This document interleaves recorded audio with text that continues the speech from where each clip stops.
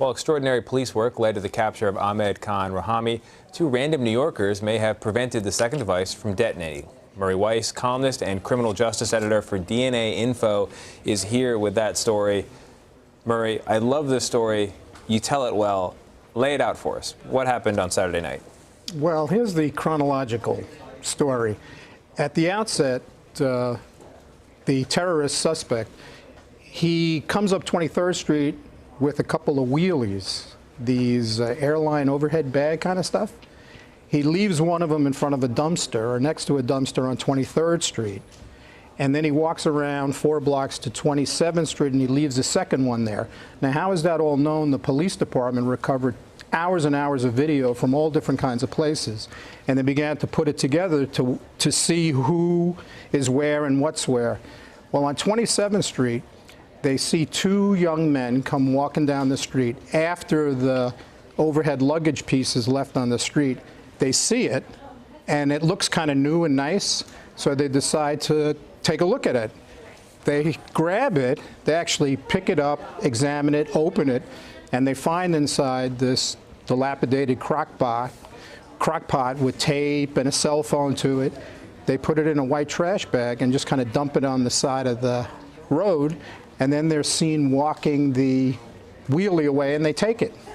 So the larger crisis of a second bombing may have been averted by 2 guys essentially ripping off a suitcase they found on the street? Exactly, and what's critical about it, it's funny how luck plays a role in every big case. By them dropping it, they probably dislodged a detonator, which of course prevented the device from going off. The one on 23rd Street exploded. Clearly they were going to detonate the one on 27th Street, but the fact that it didn't go off gave the law enforcement people an undetonated bomb that included the cell phone, which was going to be called that actually ignites the device. So the fact that they had it completely intact, they had the cell phone, and the cell phone they quickly traced to the suspect's family, and that was the big clue that led to his capture. So here's the question, though. Are these 2 individuals heroes or kind of lucky dopes? I mean, did they notify police about the crock pot, or they just walked off with the upcycled rollerboard? No, they had no idea that crock pot means maybe bomb. They were 2 guys out on a Saturday night, most likely, walking through Chelsea.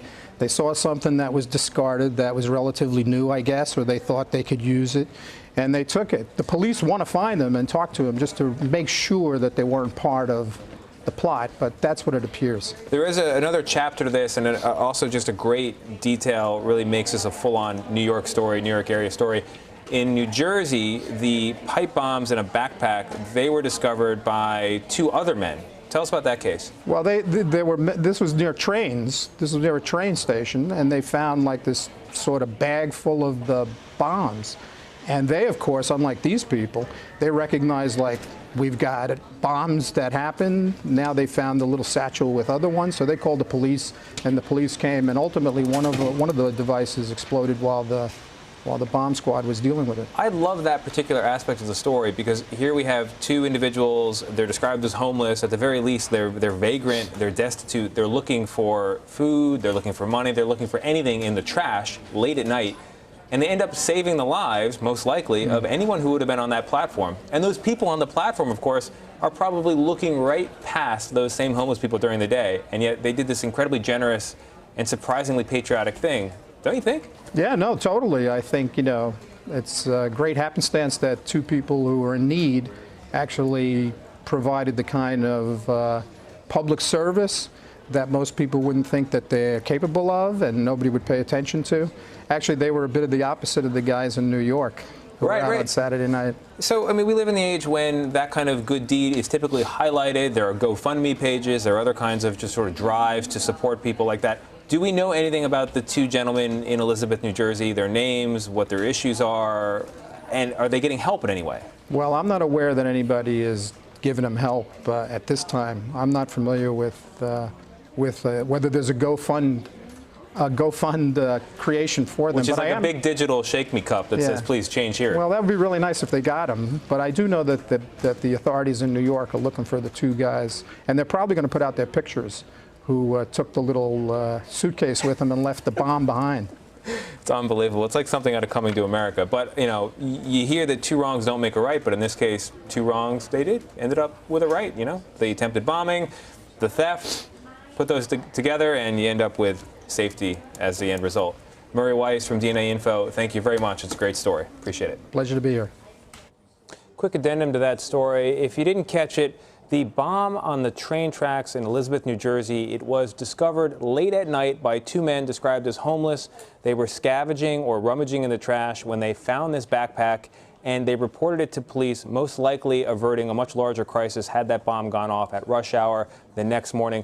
What's amazing about this particular story is we have two individuals, homeless individuals, the kind of people that the individuals on that train track look past on a daily basis, people with not a strong stake in society as it currently stands, and yet they took this step to significantly save lives, and the mayor there in Elizabeth has commended them. But here's the thing. We don't know their names. We don't know how they became homeless. We know nothing about them. If you are watching this right now and you know their names, you know their stories, please tweet CBS News or tweet me personally. We want to tell that tale. We want to potentially help them if there's helping to be done. And at the very least, we want to say thank you.